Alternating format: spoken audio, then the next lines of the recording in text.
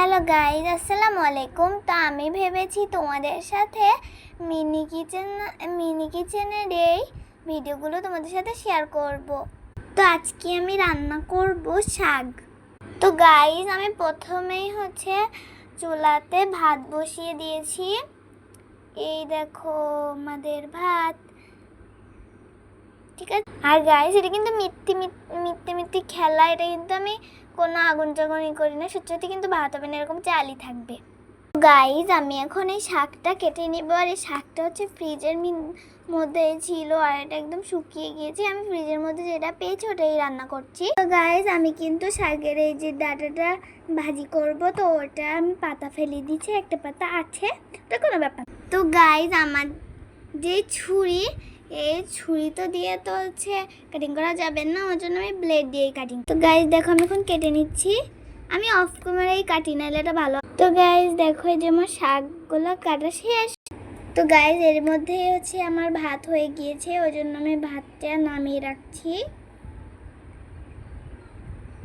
তো দেন গাইজ আমি এই যে চুলার উপরে এই কড়া বসিয়ে দিয়েছি। এর মধ্যে প্রথমে গাইজ আমি শাক দিয়ে ফেলছিলাম, তারপরে দিয়ে দিচ্ছি পানি, কিন্তু তেল ভাবে নিও। তো প্রথমে দিয়ে দিচ্ছি তেল।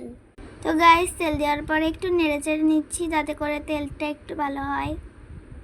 তো গাইজ, তারপরে দিয়ে দিচ্ছি শাক কুচি। তো গাইজ, তারপরে সাইড থেকে দিচ্ছি এই যে লবণ, অফ ক্যামেরায় দিয়ে দিচ্ছি লবণ। তারপরে দিব এই যে গাইজ দেখো, দিয়ে দিচ্ছি হলুদ। দেন দিয়ে দিচ্ছি আমার নিজের একটা কিনা মশলা। মশলাটা এটা একটা থালা যে চাটনিগুলো ভাজা, ওইটা এখন দেখো মিক্স করে নিচ্ছি। এটা একদম আসল রান্নার মতোই লাগছিল। তো গাইজ, তারপরে দিয়ে দিচ্ছি ঢেকে সেদ্ধ হোক। তো গাইজ দেখো, আমাদের তরকারি রেডির জন্য আমি এখন নামিয়ে নিচ্ছি। তো গাইজ, আমার দুইটা রান্না কমপ্লিট, ওই জন্য আমি এখন খেয়ে নিব। এই যে দেখো, আমার বিরাট বড় একটা থালা। তো গাইজ, প্রথমেই নিয়ে নিচ্ছি আমি ভাত। এই দেখো, আমার ভাত নিয়ে নিয়েছি। তো গাইজ, তারপরে নিয়ে নিচ্ছি তরকারি।